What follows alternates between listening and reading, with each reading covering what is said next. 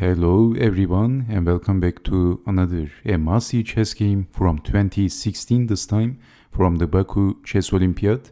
And in this chess game we have Andrei Volokitin with the white pieces and his opponent is Daniel Fridman. Now Volokitin is a very strong chess player. Also Fridman is also very strong. Let me introduce these chess players. Fridman is also representing Germany and Latvia. So Fridman was one time Latvian chess champion and 3 times the chess champion of Germany. And on the other hand, Andrei Volokitin is 2 times the chess champion of Ukraine. And there is a very interesting information about Andrei Volokitin, especially about this chess player. Well, he played 7 times with Magnus Carlsen and he never lost. And I'm not talking about drawing with Carlsen. He has plus score against Magnus Carlsen in his lifetime.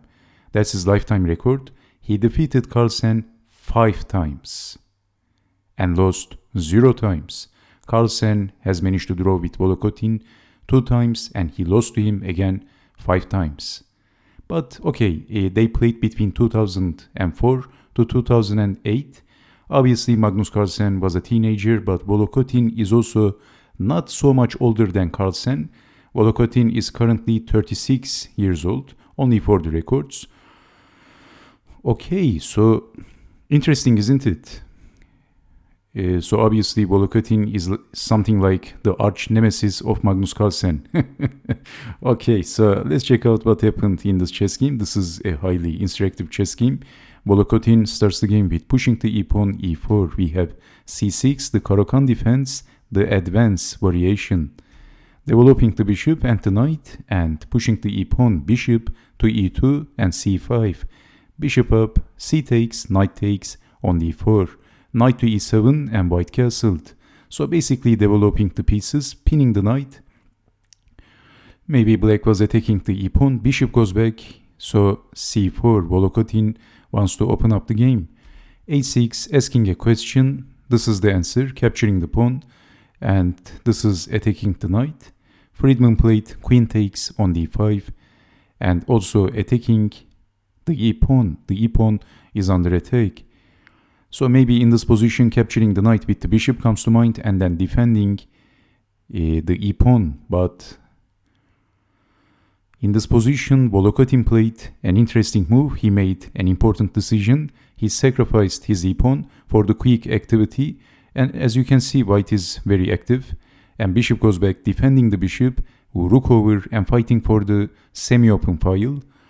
Knight to f5. So let's take it back and let's check out this position. Who do you prefer in this position, white or black? Well, actually this is pretty instructive. Black is behind in the development.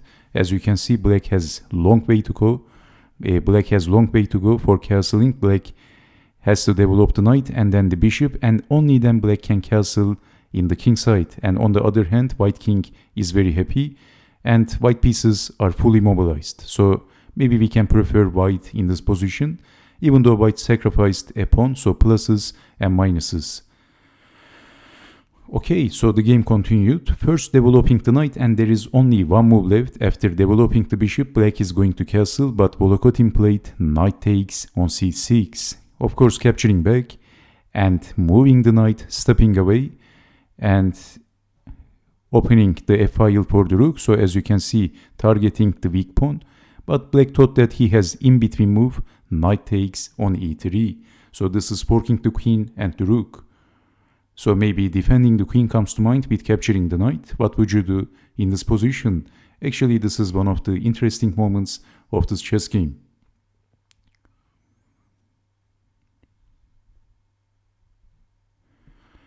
Well, Andrei Volokitin is not defending the queen. This is what he did. Rook takes on c6. Did you see this one coming?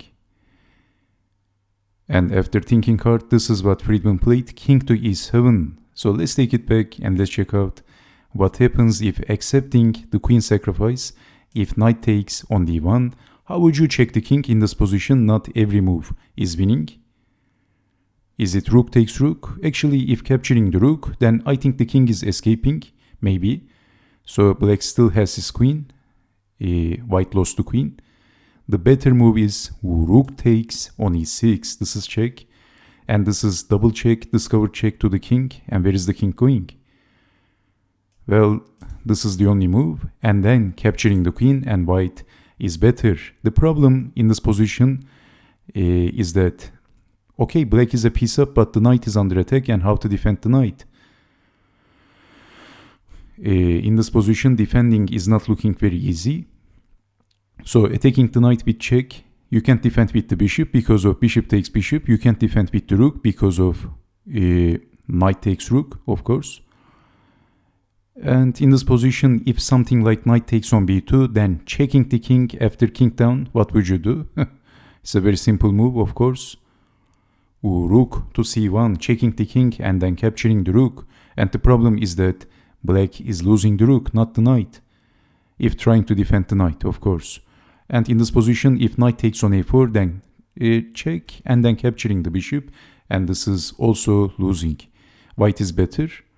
Okay, so as you can see, before sacrificing the queen, Volokitin made a deep calculation. Rook takes on c6 and king to e7. This is why not capturing the queen.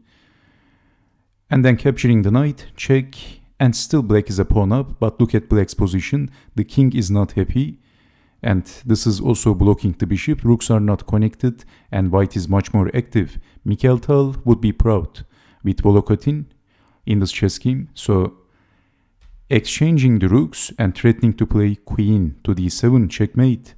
So queen to d3, defending and hoping to exchange the queens because black is a pawn up. But Volokitin says, no, queen to e4. Actually, in this position, bishop to d3 seems like a tempting move, and then queen to b3. The dark squares and also the light squares is looking extremely weak. And if accepting the sacrifice, then checking the king, and basically black is getting checkmated. Checkmate. This is checkmate. There is no defense.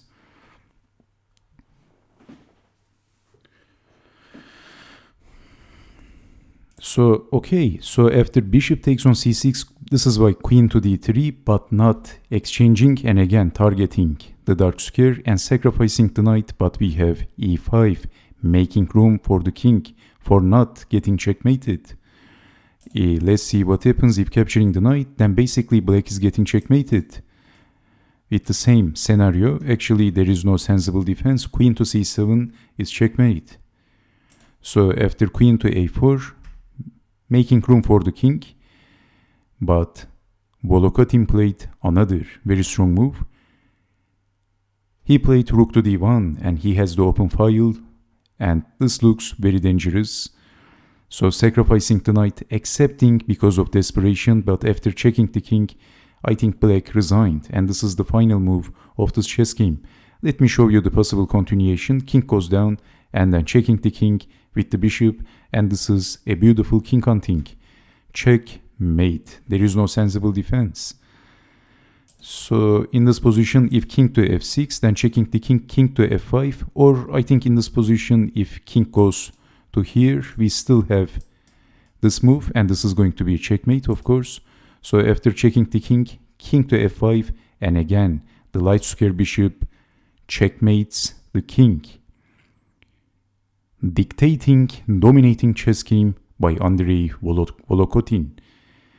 Poor Daniel Fridman, he never had any chance in this chess game against Volokitin. From start to finish, the art of the attack. And thank you very much for watching, and I hope you have enjoyed watching this chess game, and I hope to see you next time with more instructive chess games. Stay safe, take care, and bye bye.